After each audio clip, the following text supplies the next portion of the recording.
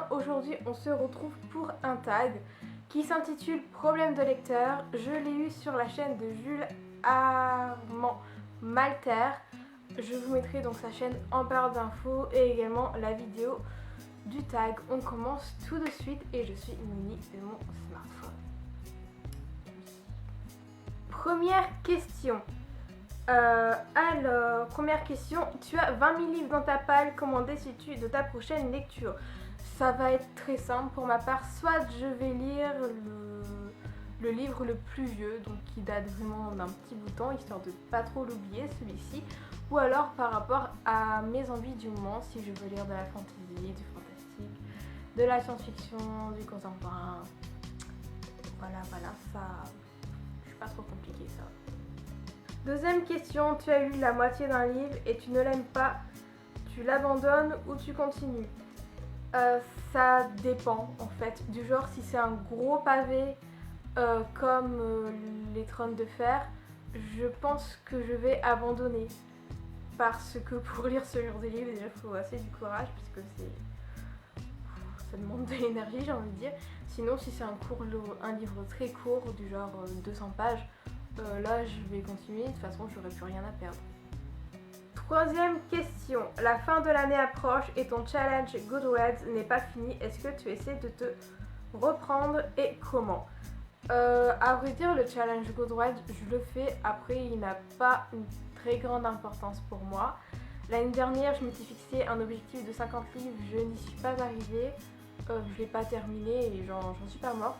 Si vraiment par contre je veux le finir, je vais un peu tricher entre guillemets, c'est-à-dire que je vais lire des comics, des BD, des mangas, ce genre de choses qui est très facile à lire et surtout très rapide.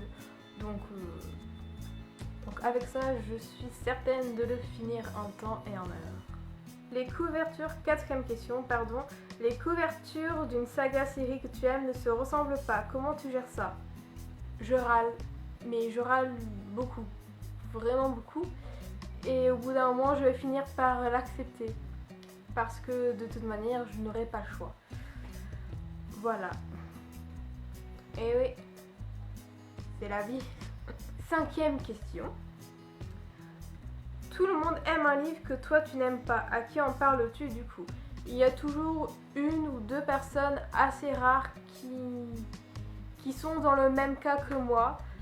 Donc c'est à eux tout simplement, enfin c'est à elles, pour bien parler français, tout simplement que je vais en parler. Sixième question. Tu es en train de lire dans un lieu public et tu sens que tu vas pleurer. Qu'est-ce que tu fais? Je prends sur moi-même et j'inspire, j'expire pour ne pas chialer, ou tout simplement j'arrête de lire et je reprendrai ma lecture plus tard dans un endroit plus isolé, plus calme, où là je pourrai bien chialer ma mère. Voilà, une septième question. La suite d'un livre que tu aimes vient de sortir mais tu as oublié pas mal de choses. Que fais-tu? Tu relis le précédent, tu trouves un synopsis bien spoilant, tu pleures de frustration. Je vais pas pleurer de frustration, mais je pense que je vais essayer de trouver un synopsis bien spoilant sur le net. C'est assez facile de trouver ce genre de choses maintenant grâce à internet. Tu ne veux pas prêter tes livres, comment dis-tu non gentiment si on te pose la question? Non, je ne prête pas mes livres. Tout simplement. Pire, je vais dire non, je veux pas les prêter, j'ai pas confiance. Et faut dire que j'ai pas confiance en tout le monde, du coup. Voilà. Je vais dire les choses telles qu'elles sont, je vais pas inventer non, mais en fait. Et inventer des tonnes de conneries. Si je veux pas prêter un livre, je vais dire non. Voilà.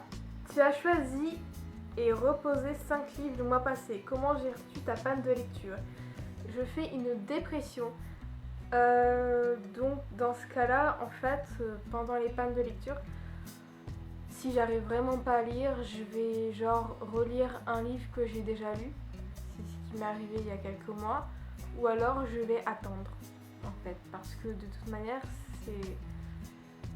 c'est entre ces deux solutions-là, quoi. Il n'y a pas de solution, il n'y a pas de potion magique pour ça, j'ai envie de dire. malheureusement. 10e question. Il y a tellement de nouveaux livres que tu rêves d'acheter, combien en achètes-tu réellement? Je sais... C'est une question piège. Je sais pas trop, ça dépend en fait de mes... premièrement un peu entre guillemets de mes moyens que j'ai.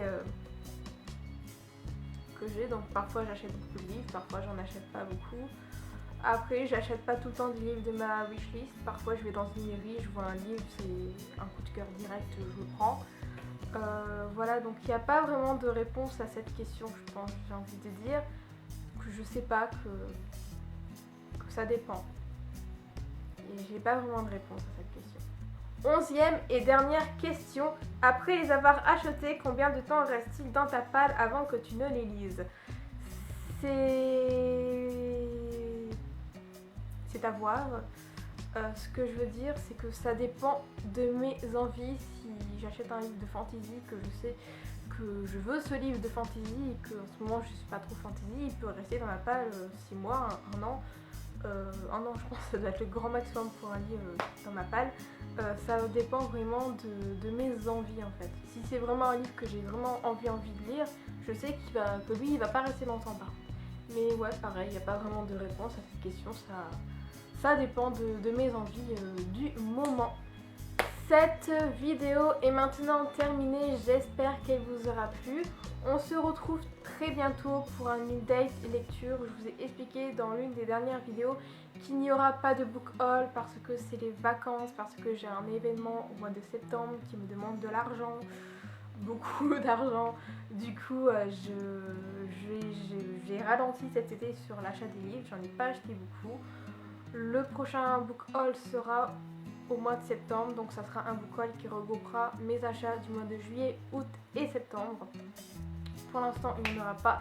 Cette vidéo tag remplace en quelque sorte ce book haul qui n'est pas là cet été. Qu'est-ce que j'allais dire encore? Oui, on se retrouve très bientôt pour une vidéo update lecture. Les vidéos update lecture, j'aime bien les faire quand j'ai lu 3 livres. Pour l'instant j'en ai lu 2. J'ai commencé le 3e livre qui est donc La mer infinie de Rick Yancey il y a quelques jours. Le livre je l'aurai sûrement terminé en fin de semaine. Malheureusement en fin de semaine je ne serai pas chez moi. Du coup je pense que je vais prendre mon réflexe, et donc juste là, avec moi pour pouvoir filmer cette update. Après quand je filme j'utilise des lumières artificielles. Je pourrais pas les prendre parce que ça prend beaucoup de place. Du coup je vous garantis pas que visuellement la vidéo elle sera peut-être un peu bof bof. Mais bon, parfois on n'a pas le choix. En tout cas, encore une fois, j'espère que cette vidéo vous aura plu. On se retrouve donc très bientôt pour un update lecture. En attendant, lisez bien, ayez de bonnes lectures et surtout passez de bonnes fins de vacances. Voilà, je vous embrasse fort. À la prochaine. Ciao!